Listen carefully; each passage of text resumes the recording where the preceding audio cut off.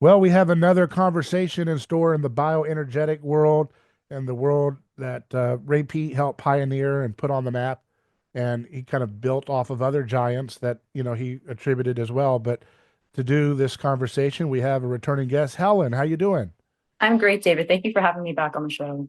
Yeah, it's great to have you on. Now, I like your Twitter or your X feed because you have a lot of, you're really good at finding these obscure studies and kind of finding some interesting facts that are kind of really contrary to conventional thought. And I thought it'd be great to kind of run through some of those with you today. And also, you also have been talking a lot about kind of like the principles behind healthy, mental states to have a healthy, vibrant life in light of a lot of the stress that people are undergoing and the psyops and confusions that keep people in a demoralized or learned helpless state.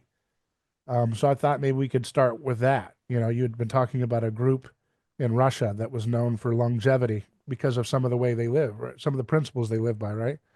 Yeah, so they're called Abkhazians, Okay. and during a census in the 1970s, there was a doctor, Alexander Leaf, who discovered that they had about between 10 and sometimes upwards of 50 in certain areas, 50 times the number of centenarians as in the Western world. So he visited Abkhazia to see what was really going on there and see how they were eating, how they were living, and he noticed a bunch of things that they had in common with other long-lived areas that were quite different from the way we live here in the West. And basically, all of them are in line with things that Ray has talked about. Um, so it's pretty interesting to look at that stuff. It's a lot of it has to do with diet. So what they're eating, like mostly fruits, lots of milk, definitely some meat, vegetables for sure. All of it grown locally and probably without a lot of the toxins that we're used to in the industrial system. So food is a big part, but it's a lot more than just food. They're up in the mountains, which lowers um, the oxygen pressure, and that is beneficial for retaining CO2. Yeah. What's And the they also have, elevation they typically are at?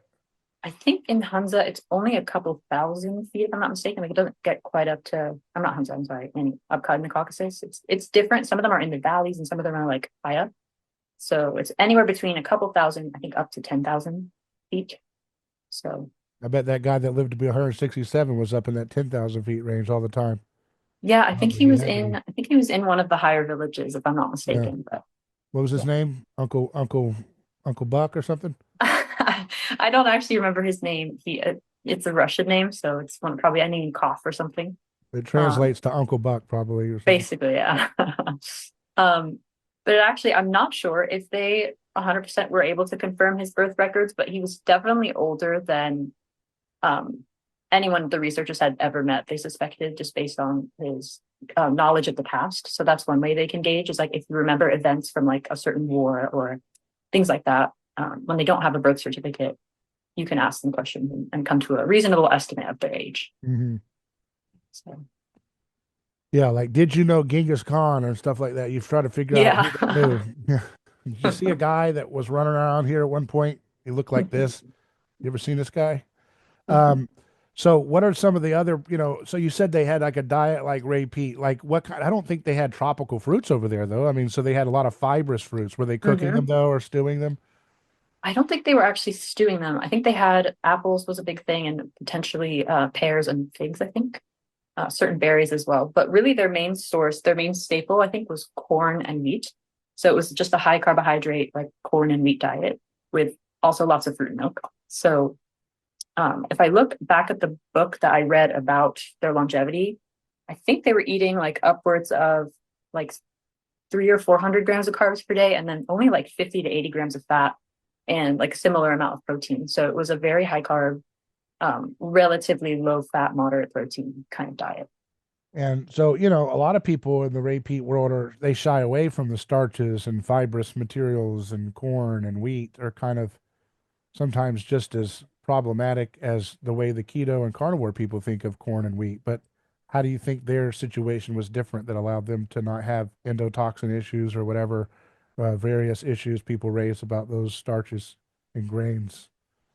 So they have a pretty prolonged like preparation process for it. So they They obviously harvest it and then they soak it and process it with like a couple other ingredients, and then they cook it. So it's like fairly extensive processing. And also, I think we have to remember about American grains are pretty saturated with glyphosate and potentially other not so great chemicals. So that's one thing that they probably don't have over there, at least not at the time when the census was done. They didn't have those things.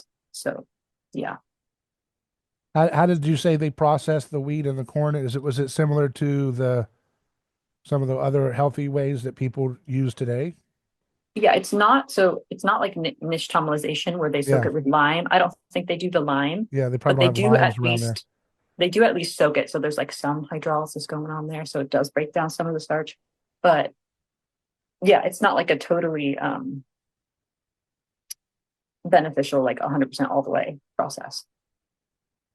And then what was some of the sources for protein and fat that they used for their limited amounts they ate?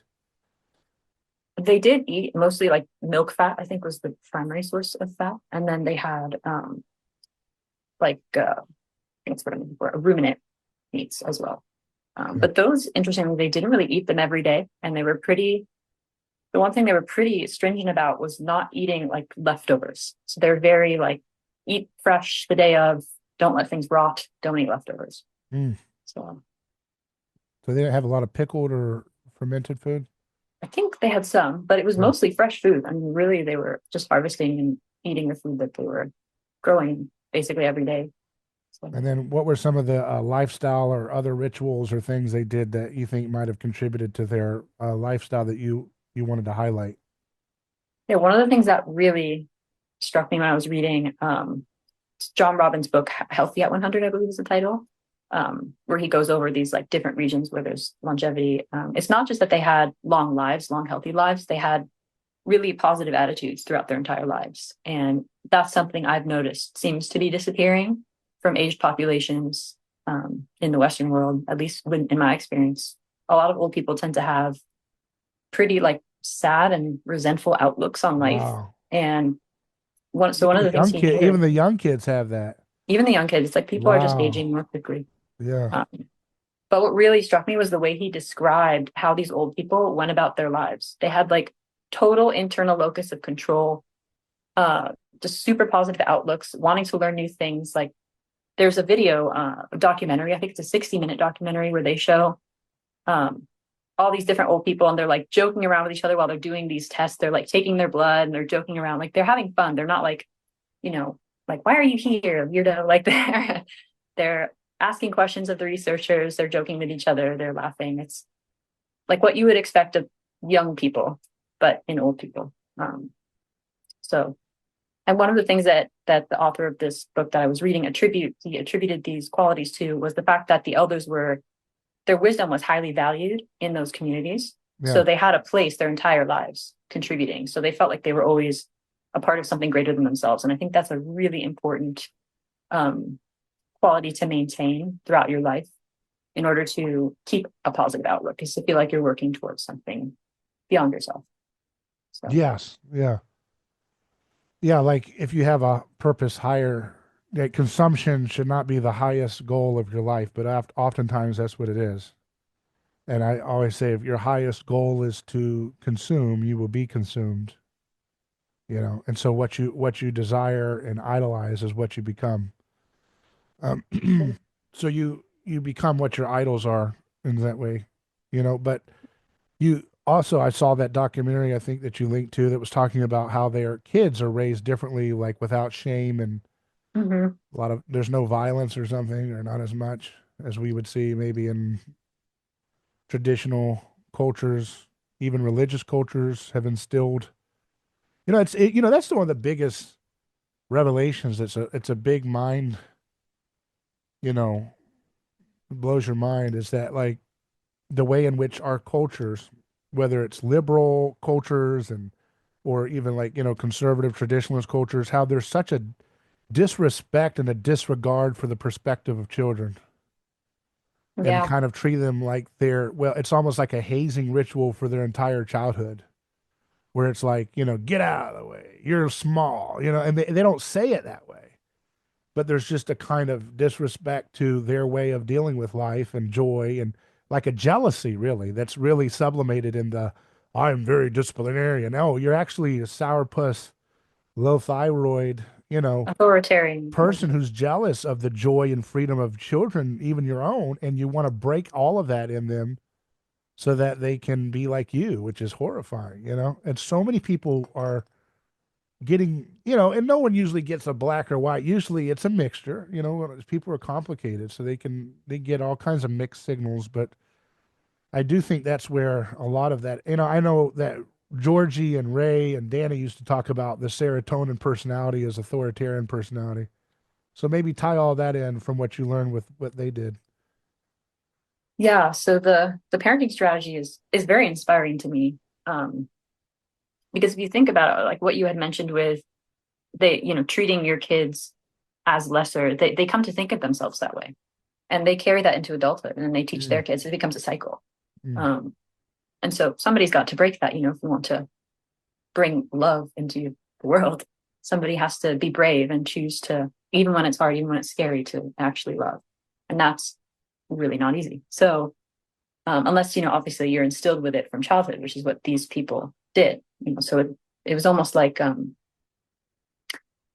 they're molding the kids to become good people from the beginning by teaching them that they're valued and valuable, and not punishing them excessively. So I think that's very important. And I definitely, I think about that often. I aspire to be that kind of person, because once you see how being kind and gentle and loving can actually transform a person, for me at least, I don't ever want to go back to treating people bad. Once you realize it works to take Well, the so many first step. people have justifications for why they have to treat people bad. It's because I'm loving you in a tough way or something. Mm-hmm. And that's complicated, right? Because people often, especially like religious communities and traditionalist communities, bring up boundaries, right? And I talk about boundaries. I think boundaries are healthy, and I think there's a cultural mindset, right, that our culture is afflicted with, which has an allergic reaction to any kind of boundary, so to speak. But at the same time, paradoxically, is completely authoritarian controlled. So some of the people who are like, follow your bliss, do whatever your heart's desire is, end up going off into really insane directions where they lose sense of their body, gender dysphoria, or they lose their mind, or they become addicted to drugs or television or smartphones, or really insane ideologies, but they think they're following their bliss because they don't understand what emotions, what passions actually can be derived from. And so you have this it's a weird kind of libertinism that is the dominant religion of our society, but also an authoritarian paradox to it, where it's like they're the first to put on the mask, the first to put on the stay in the house. The doctor, someone on TV says no, sunlight does nothing for your health, and they hide in the house and order, Taco Bell delivered at DoorDash and spray down the box where the Taco Bell was left because they're afraid of disease. And yet they're the ones that will say, "Oh yeah, there is no limits. Break up your family and change your gender and leave your kids in the dust." So how do you square the bioenergetic approach, which is all about freedom? And I think, a lot of people say it, I think there's a lot of, you know, Christianity that is built into some of the ideas that Ray was building on. How do you square that with this other kind of problem of like this toxic relationship to boundaries where there's like, don't tell me what to do, but yet there's just so much authoritarianism in there.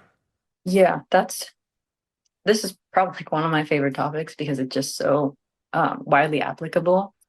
And I really do feel strongly that whatever it is that gives you energy, whether it's food or prayer or doing things for others that fills you up with energy, all of those things can turn you into the kind of person that would be less authoritarian. And it's not that it would be, it's not that it's the easiest thing or that you don't have to practice or that there isn't accountability involved, but just the idea that it can come from a place of inspiration and not force to treat people well, that you don't have to be afraid of what would happen if you don't necessarily. That's probably not the right thing to hinge all your actions on, is not fear, but hopefully inspiration. So but I understand it's like it's hard because a lot of people are stuck in a place where they can't feel inspired because they're so sick that it's just you just have to get to the next day.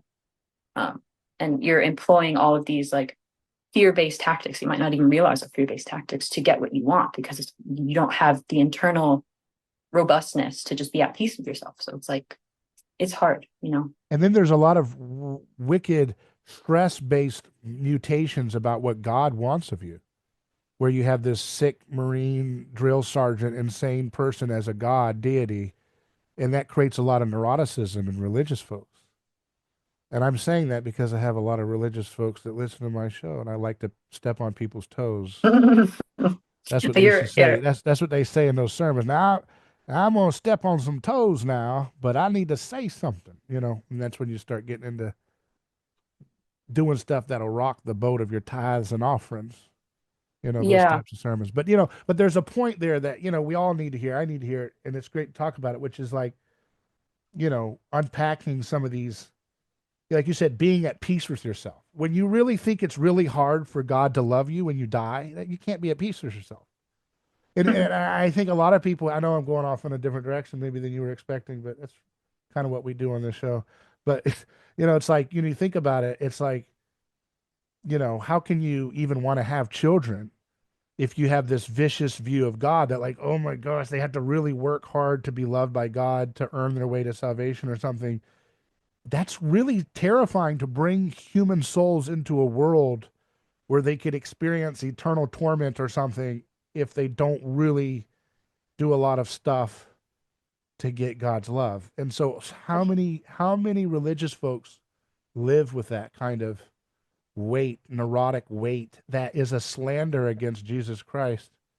And they rob themselves of all of that energy that gets misdirected into stress pathways in the name of holiness. It's amazing, isn't it?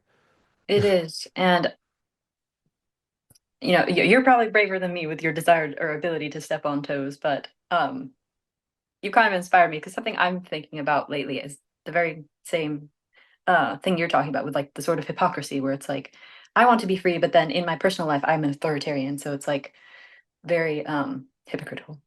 And I think one of the reasons that many, I don't want to just put Christians in this box, but anyone who has the idea that like being good is always or mostly a chore, I think that's because if they were to do what they wanted to do, it probably would be bad. So becoming the kind of person where, you know, what you want to do is good, I think there's an energy component to that that is Yeah, missed. that's a good point. Um, so So it, they it, they it they they they resent doing good because they don't really want mhm, to do it. no. And if they were to do what they wanted to do, it would be bad. So they assume that therefore that's what you would do if you wanted to do what you did. So Yeah. it's a projection, basically.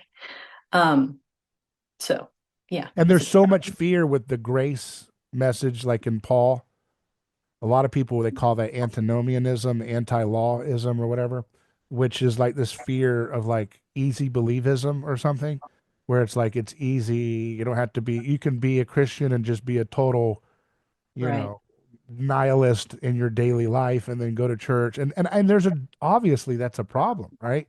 But it's weird how the authoritarian legalism is the same bird as the antinomianism. It's one and the same. It's just like the United States government.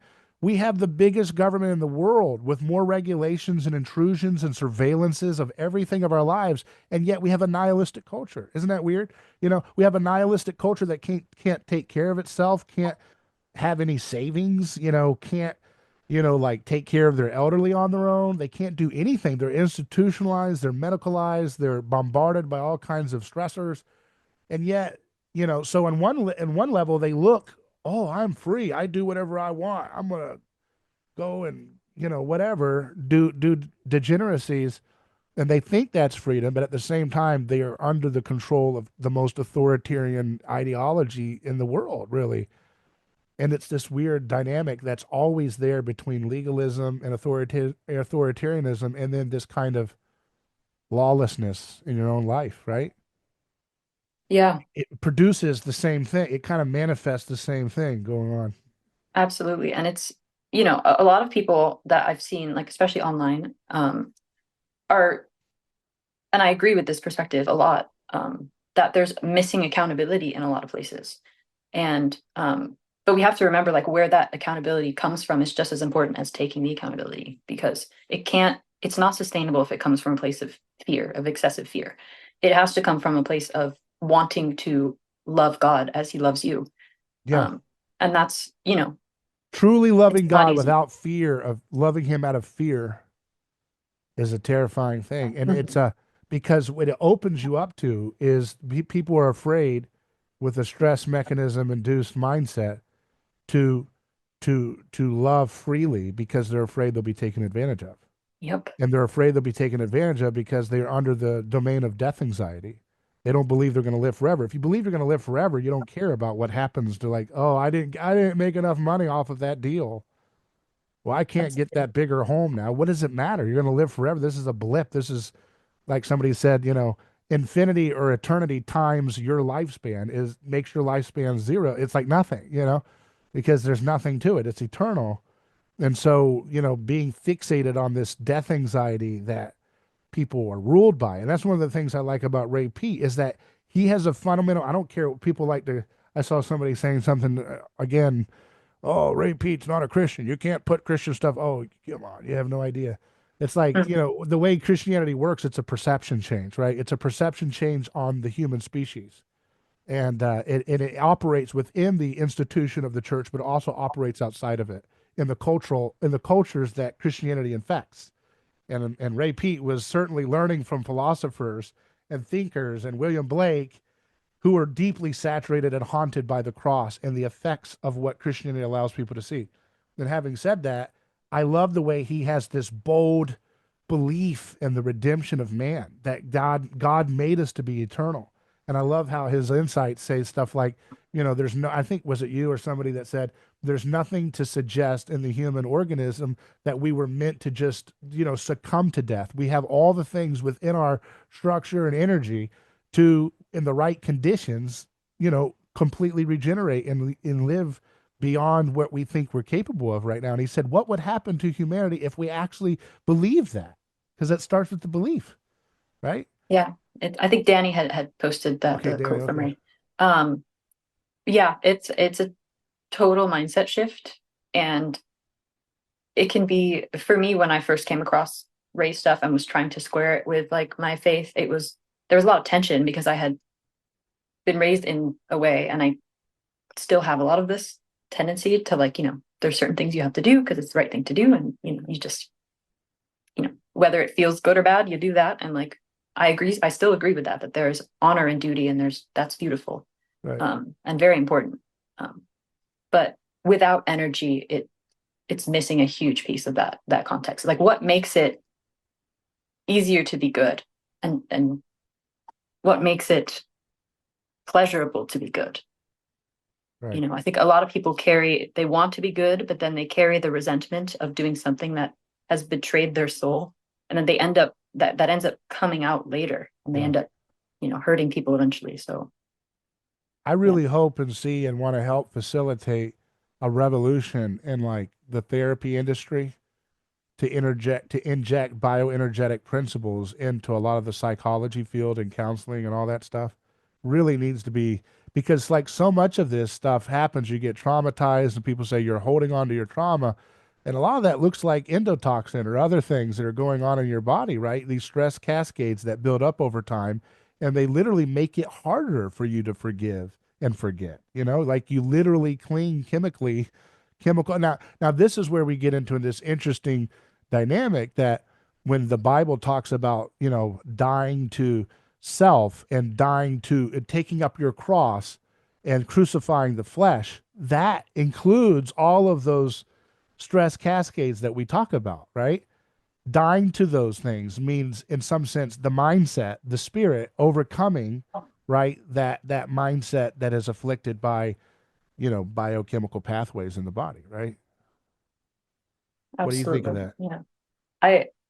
I agree. I think it's funny when you start reading the Bible from, like, with the bioenergetic perspective, you just see different things sometimes.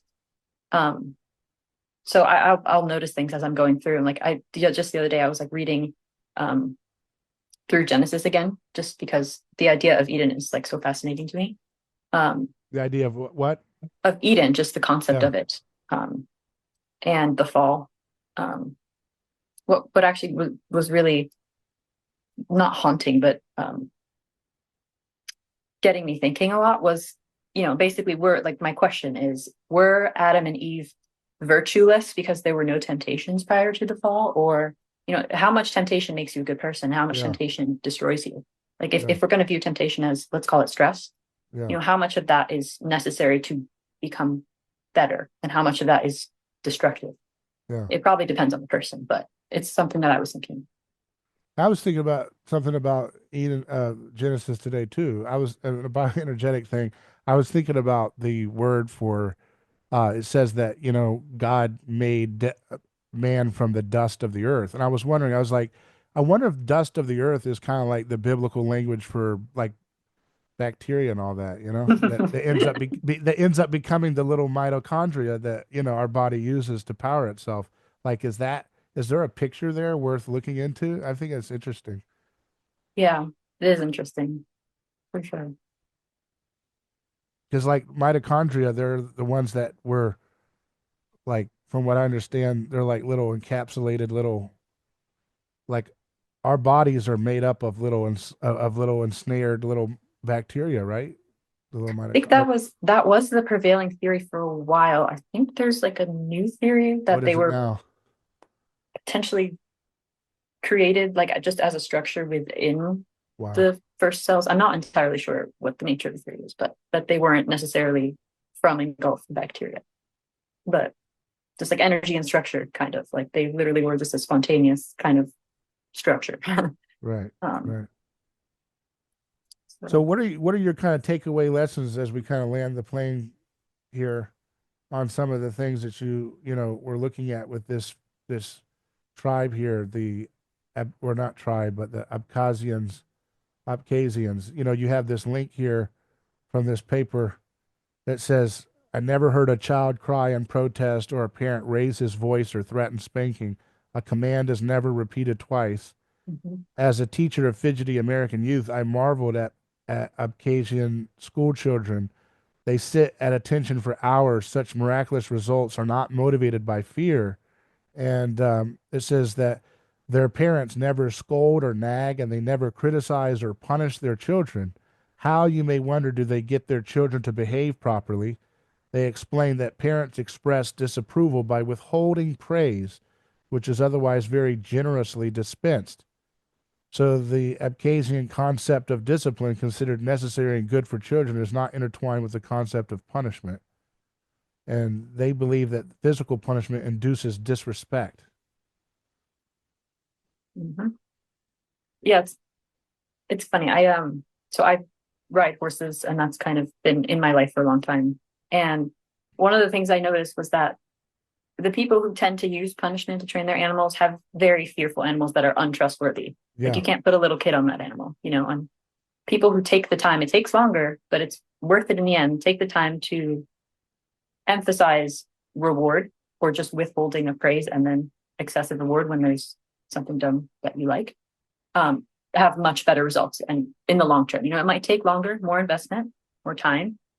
And that's one of the reasons why the industry doesn't use that tactic a lot, unfortunately. But the horses that come out with that tend to be just happier, healthier, and safer for more people to ride. So that's just a personal experience that I've had with what positive. about, well, we can throw out one for you to see what you think of this one. What about like one of the common things people wrestle with in the modern culture of raising children is screen times? You hear this a lot.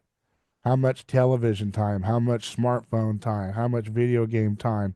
And it's so ubiquitous with streaming content and high definition smartphones and stuff that kids at a very, very young age, like 2, 3, and so forth, can get a hold of these things, and tired parents acquiesce, or people who want to be like bioenergetic and say, I don't want to say no, and I don't want to be a harangue, and I don't want Mhm. to nag my kids, so I'm just going to let them free range. And then there's these programs designed by highly, suggestible, advertiser, manipulators that know how to induce a kind of zombie-like status of content in children. So how do you negotiate the difference between, okay, that's enough, versus, oh no, let them find their way, and when they're 10 they'll realize they're sick and tired of television after they've been like propagandized for years. Yeah, I feel very strongly that the parents absolutely have to set the example. Like, so Mhm. you can't be watching TV and using tablets if you want your kids not to do that. Because they're like, why does mommy get to do it? Like, why Right, does daddy right, get it? So right. you've got to be involved as a parent, like really taking the kids, doing stuff with the kids. As And much, that, if that's your intention right. with children. So to think And that, about that probably before you have kids is a good idea. right. But so many people are in that boat, right? And so many people don't think about, like you said, that what you're describing is mimesis, like imitational, desiring what people model for you in front of you.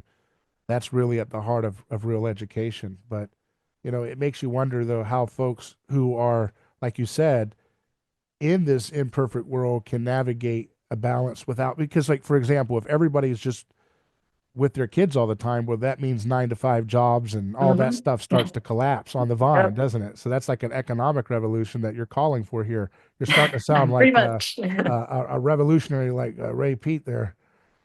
Yeah, you're right. It is a lot harder once you're already in it Yeah. to figure out how to disentangle all those incentives that you've set up.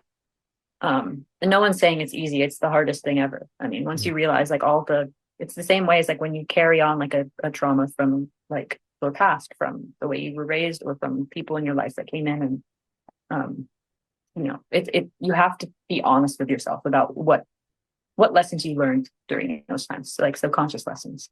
Right. Um, because if you don't do that work, you're just going to carry it on to the rest of the world. So Do you think that psychotherapy and all the modern psychology field is helpful or up to the task of helping people with all of this stuff? Or do you think, like I'm suggesting and suspecting, that maybe a bioenergetic approach that's encompassing the energy part and the mindset part and the food part a lot more seriously is what's necessary for people to kind of have that revolutionary shift? I haven't actually seen therapy really work for anyone. Hmm. And I know many people that have done it. I think I don't know for sure that there aren't any therapists that couldn't help people. I'm not going to go Hmm. on and say that that's true because there probably are ones that are very successful. But I think that the reason why they're successful is probably because they treat their patients like not like clients, but like Mm. people. And they probably share actual, they're vulnerable with their clients because you can't really have a relationship with a person if one of them is just like the authority and the other one's like, you've got to share. So it's hard to, because I think that the main problem with modern psychotherapy, I feel like, is probably um the incentive to just keep your clients, like, not solve their problem. So the financial incentive to just keep them coming back Yeah, is a problem. And you that have to is a have, kind some of sense of yeah, that's a morality mismatch. and duty to not like just fully take advantage of that.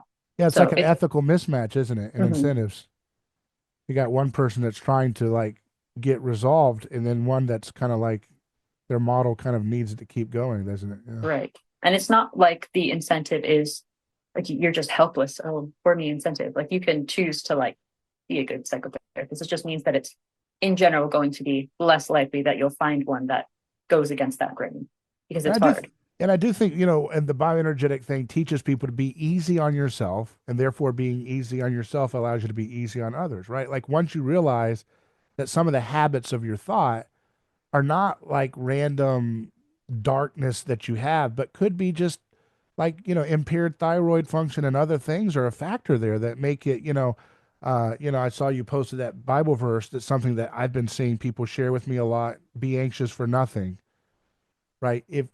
It's a lot easier to be anxious for nothing when you have a metabolism like a child. And that's what Mm-hmm. the kingdom of God is like, right? So be easy on yourself if you're not quite there yet, right? You might have to practice a little bit and being silent and patient and being easy so that you can get to the point where it's easier to be less anxious, right? Because your body's well fed. It's not in a state of stress and feeling of survival, right?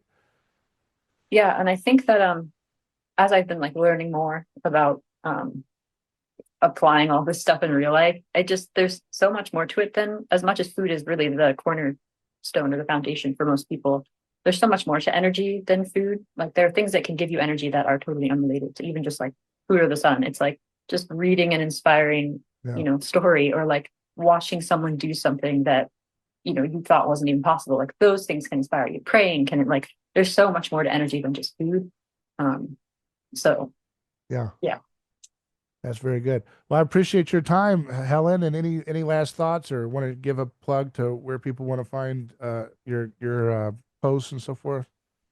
So the only platform that I currently have is Twitter, and it's just anomaly with an IE_blue, like the color.